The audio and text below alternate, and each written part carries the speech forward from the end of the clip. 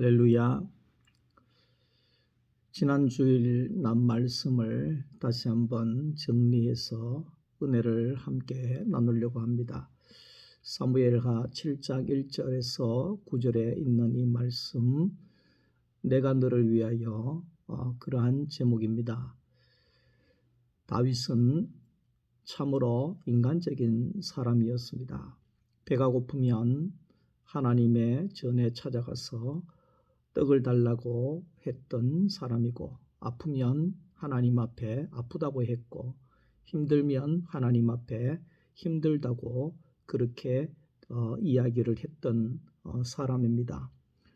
다윗이 여러 가지 과정을 다 거치고 난 다음에 백향목 궁에 이제 거할 때에 다윗의 마음속에 어떤 생각을 하느냐 하니까, 나는 이렇게 좋은 궁궐 안에 사는데 하나님의 집은 휘장 아래에 있구나. 휘장이라고 하는 것은 천막을 이야기할 수가 있는 겁니다. 그러니까 천막이라고 하는 것은 비가 오면 비를 맞고 바람이 불면 바람을 맞을 수밖에 없는 그러한 임시로 거처하는 자리가 바로 천막이지요. 그런데 다윗은 너무나 따뜻하고 너무나 화려한 백향목 궁궐에 살면서 하나님이 생각이 났습니다. 내가 이렇게 살아가 되겠는가? 내 혼자 이렇게 따뜻하게 살아가 되겠는가? 하나님은 추울 텐데, 하나님은 힘드실 텐데, 나는 이렇게 편안해서 되겠는가? 이렇게 다윗이 생각을 했다는 겁니다. 그래서 다윗은 결심합니다. 내가 하나님의 집을 지어 드려야 되겠다. 내가 살고 있는 이 궁궐보다도 더 아름다운 집을 내가 하나님을 위해서 세워 드려야 되겠다. 이렇게 다윗은 생각을 하고 결심을 했다는 겁니다. 다윗은 평생에 여호와 하나님을 사랑하고 다윗은 평생에 하나님을 찾았던 사람이었습니다. 다윗은 부모인 아버지에게 그 사랑을 받지 못하고 인정을 받지 못하는 그런 막내 아들에 불과했지만은 하나님께서는 그 다윗을 거두셔서 다윗을 늘 도우시고 인도했다는 사실을 다윗이 고백을 했다는 것입니다. 다윗은 고백합니다. 주님의 성전에서 살아가는 하루가 악인의 궁궐에 첫날을 사는 것보다 더 좋습니다. 나는 하나님이 가장 좋습니다. 하나님과 함께 사는 것이 가장 좋습니다. 하나님의 성전에 나는 문지기로 사는 것이 더 행복합니다. 그렇게 다윗은 고백했다는 것입니다. 어떻게 보면 다윗이 이런 인간적인 생각을 했다는 것이 하나님 입장에서 보면 참으로 감사하죠. 아무도 생각해 주지 않는데 하나님을 생각하고 하나님을 위하겠다고 하는 그러한 간절한 마음을 가지고 있는 이 다윗의 그 마음이 아름답지요. 그래서 우리가 알아야 되는 것은 인간적인 생각에서 출발해서 하나님의 생각으로 바뀌어지는 것이 바로 복음입니다. 인간적인 마음에서 출발하지만 결국은 그 안에서 하나님의 마음으로 바뀌어지는 것이 복음이다. 그렇게 이야기를 할 수가 있습니다. 예수님의 기도를 우리가 보면 내 뜻대로 하나님 마시고 아버지의 뜻대로 되어지기를 원합니다. 이렇게 고백을 합니다. 그러니까 내 뜻이 없어지는 것이 바로 하나님의 뜻이 나올 수 있는 길이다. 그렇게 설명을 할 수가 있습니다. 내 뜻이 없어진다고 하는 것은 사람이 죽지 아니하면 가능한 일이 아닙니다. 사람은 많은 사람들이 그렇게 이제 살아가는 과정 속에 가장 중요한 것은 자기의 의지가 다 있습니다. 자기의 고집이 다 있습니다. 자기가 주장하려고 하는 그 주관적인 생각들이 다 있습니다. 그래서 내 마음대로 안 되면 힘든 겁니다. 가정 속에서도 부부관계 속에서도 내 마음대로 안 되면 부부관계가 힘든 겁니다. 자식 간에도 내 마음대로 자식이 안 되면 안 따라주면 힘든 겁니다. 교회도 마찬가지입니다. 내 생각대로 하고 싶은데 내 생각대로 못하니까 교회 다니기가 힘들다. 그렇게 이야기도 할 수 있습니다. 나라도 마찬가지입니다. 정치도 마찬가지입니다. 내 생각은 이렇게 하는 것이 좋은데 이렇게 안 되니까 비방하고 그렇게 힘들어 할 수가 있다는 겁니다. 그렇기 때문에 이 살아있는 사람은 자기의 뜻이 없어진다고 하는 것은 있을 수가 없는 일이죠. 그러니까 자기의 뜻이 없어진다고 하는 것은 죽은 사람이라야지만이 자기의 뜻이 없어질 수가 있는 것입니다. 그래서 오늘 많은 사람들은 십자가 앞으로 가야 하는 이유가 바로 이겁니다. 십자가 앞으로 간다고 하는 것은 내 뜻이 끝나는 자리라는 것입니다. 내가 죽기 위해서는 십자가에 가서 십자가에서 예수 그리스도와 함께 그 안에 포함이 되어져서 내가 죽었다는 사실을 받아들이는 것입니다. 그것이 바로 내가 십자가에서 끝나는 것입니다. 내가 십자가에서 죽는다고 하는 것은 많은 사람들이 지금부터 죽어야 되겠다. 지금부터 죽어야 되겠다. 지금 어떻게 죽느냐 이렇게 생각을 할 수가 있는데 십자가에서 죽는다고 하는 것은 2000년 전에 나를 포함해서 죽으신 예수 그리스도의 그 십자가를 내가 받아들일 때, 다시 말하면 십자가에 달린 예수 안에 내가 포함되어져 있는 것을 내가 받아들일 때, 그때에 오늘 우리가 십자가에 죽은 것이 되어지는 겁니다. 내가 그것을 받아들일 때에, 내가 그것을 고백할 때에, 내 죽음으로 인정할 때에 우리 안에 그리스도가 부활하게 되어지는다 그 말입니다. 그리스도가 부활되는 새 생명의 창조가 일어나게 되어지는 겁니다. 옛사람은 죽어지고 이제는 예수 그리스도 안에서 새로운 창조, 새 사람이 되어진다 하는 것입니다. 구약의 가장 중요한 것이 할례입니다. 하나님의 사람으로 표시하는 것이 할례인데, 할례라고 하는 것은 나를 죽이는 것입니다. 내가 죽었다는 것을 공식적으로 인정하는 것이 바로 할례입니다. 내가 죽고 하나님의 마음이 살아나는, 하나님으로부터 살아가는 그런 사람이 되어진다 그 말입니다. 신약에 와서 내가 죽는다고 하는 것은 바로 세례를 가리킨 겁니다. 우리 소망교회 성도 여러분들께서 모두가 세례를 받으셨지 않습니까? 세례를 받았다고 하는 것은 내가 물속에 수장이 되었다는 겁니다. 옛사람은 물속에 수장이 되어지고 이제는 내 안에 그리스도가 사시는 부활의 세계 안에 살아가는 새 사람이 되어졌다. 이것이 바로 세례의 의미라는 사실이지요.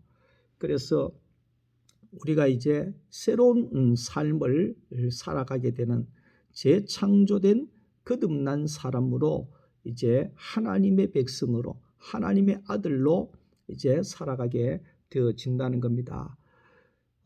우리가 이제 로마서를 보면 접붙임에 대하여서 예수님께서 말씀하셨는데 참감람나무이신 예수님과 돌감람나무인 이스라엘 백성을 예로 들어서 설명을 하고 있습니다. 예수님은 생명의 참 포도나무.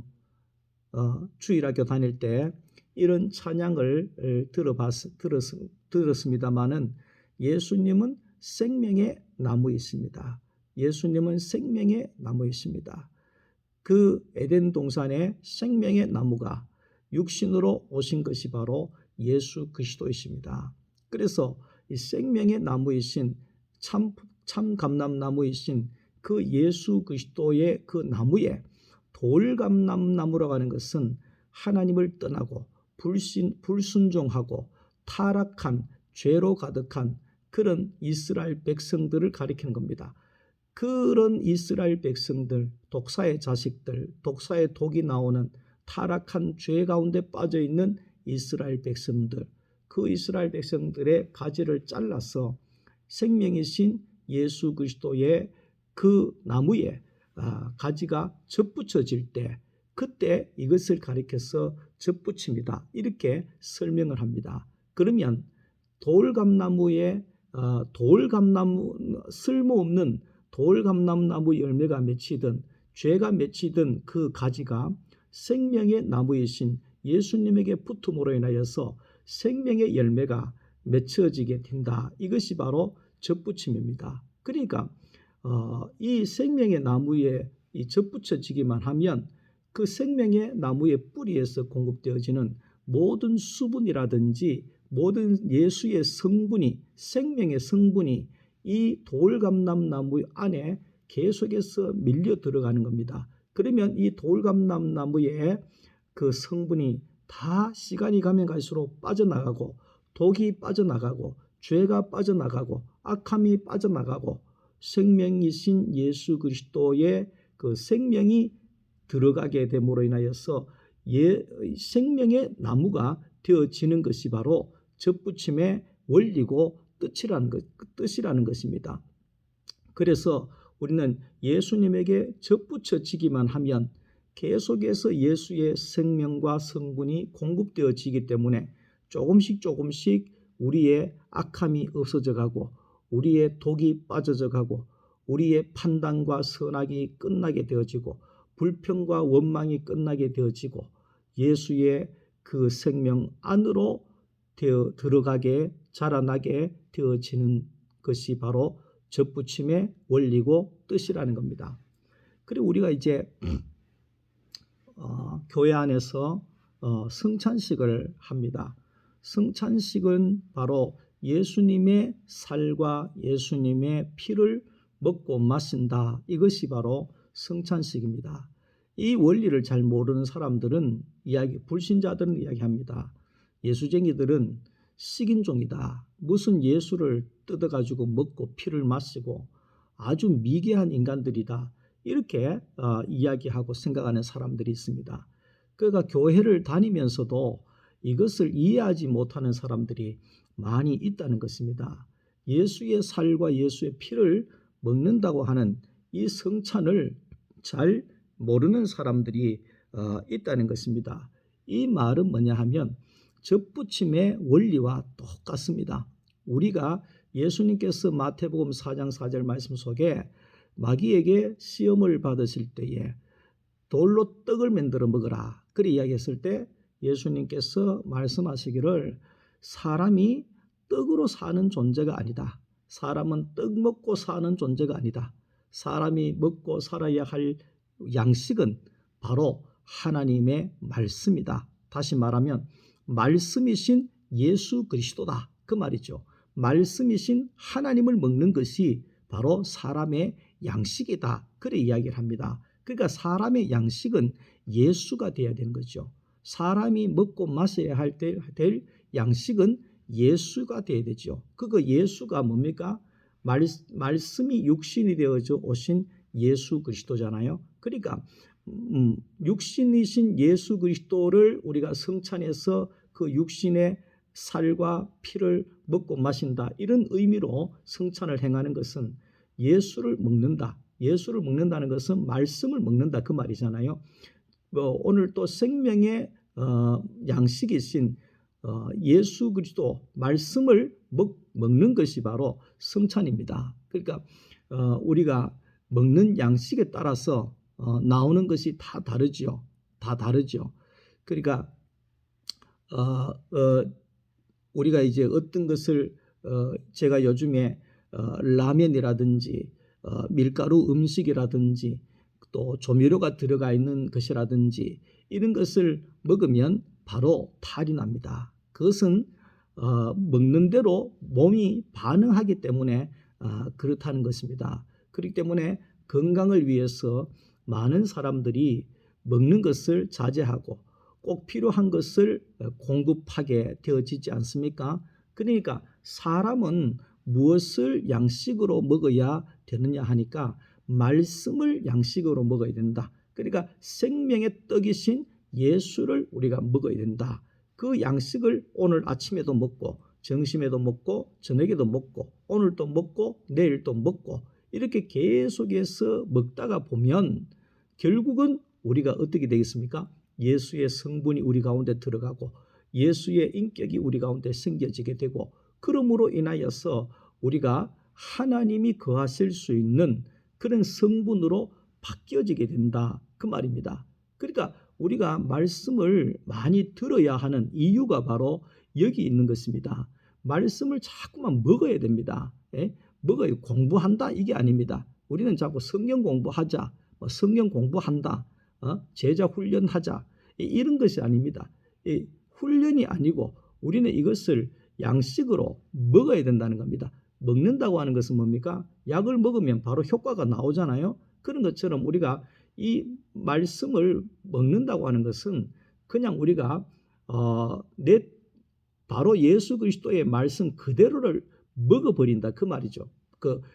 다시 말하면 접붙여져 있으면 가지가 아무리 이 경상도 말로 발버둥을 쳐도 공급되어지는 것은 계속해서 공급되어지기 때문에 결국 바뀌어지게 돼 있습니다. 바뀌어지게 돼 있습니다. 걱정 안 해도 됩니다.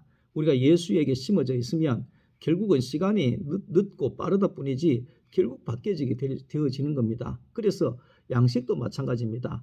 우리가 얼마나 많이 먹느냐에 따라서 우리의 신앙이 이런 이야기 하기 좀 그렇지만 신앙이 좀 많이 자라기도 하고 적게 자라기도 하고 조금 빠르게 자라기도 하고 늦게 자라기도 하고 그런 것입니다. 예, 그래서 오늘 이 다윗이 하나님 앞에 내가 하나님의 집을 지어드리겠습니다. 하나님 말씀하시기를 너는 내 집을 짓지 못한다. 그 다윗이 믿음이 없어서 다윗이 죄가 많아서 그런 것이 아닙니다. 이건 성분이 다르다는 겁니다. 사람이 하나님의 집을 지을 수가 없다. 다시 말하면 영이신 하나님께서 춥겠습니까?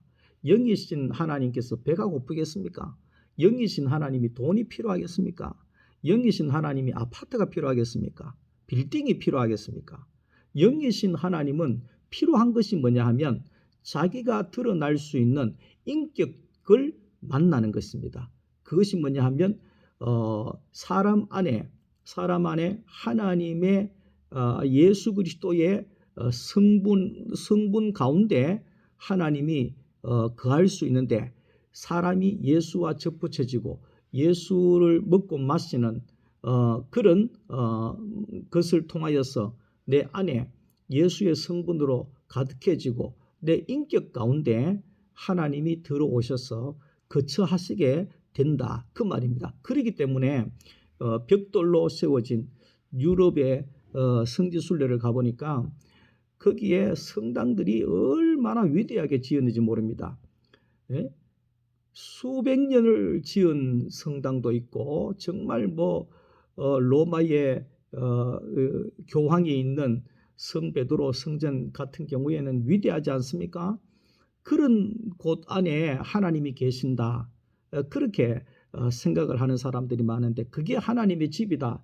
이렇게 생각하는 사람들이 많은데 예수님께서 이 땅에 오셔서 말씀했잖아요. 성전이 무너진다 했잖아요. 예루살렘 성전이 무너진다. 근데 결국은 로마를 통해서 예루살렘 성전이 무너져서 지금도 이 유대인들은 이스라엘에는 성전이 없습니다. 건물이 없다는 겁니다. 그런데 왜 그렇겠습니까? 잘못 생각하고 있기 때문에 그런 겁니다. 건물이 하나님의 집이라고 생각하기 때문에 하나님은 아마도 유대인들에게 지금도 건물을 짓지 못하도록 이슬람을 통하여서 그렇게 하시고 있을 수도 있다는 것입니다.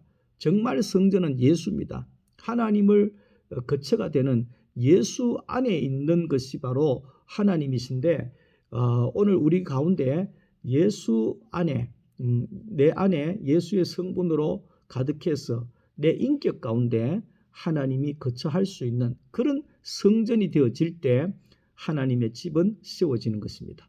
하나님의 나라는 이 땅에 나를 통하여서 이루어지게 되어지는 것입니다. 내가 내 안에 하나님이 거처하게 되면 하나님으로부터 주어지는 하늘로부터 내려오는 모든 좋은 것들이 내 안에서 열매로 나오게 되는 겁니다. 성령의 열매가 나오게 되고 빛의 열매가 나오게 되고 그러므로 인해서 우리는 하나님 안에서 기뻐하며 즐거하며 하늘의 좋은 천국을 경험하면서 살게 되어질 것입니다. 사랑하는 소망교회 성도 여러분, 매주마다 주어지는 유튜브의 말씀을 여러분들이 자주 들으시고 그것을 여러분들이 내 간증으로 내가 내 안에 있는 예수 그리스도를 고백하고 표현하고 은혜를 나누고 하는 이런 간증들이 쏟아져 나올 때 우리의 신앙은 자라나게 되어지는 것입니다. 오늘 이렇게 또 수요일 저녁에 함께 하나님의 말씀을 나누게 되어져서 매우 감사하게 생각합니다. 주님 안에서 평안하시기를 기도하겠습니다. 감사합니다.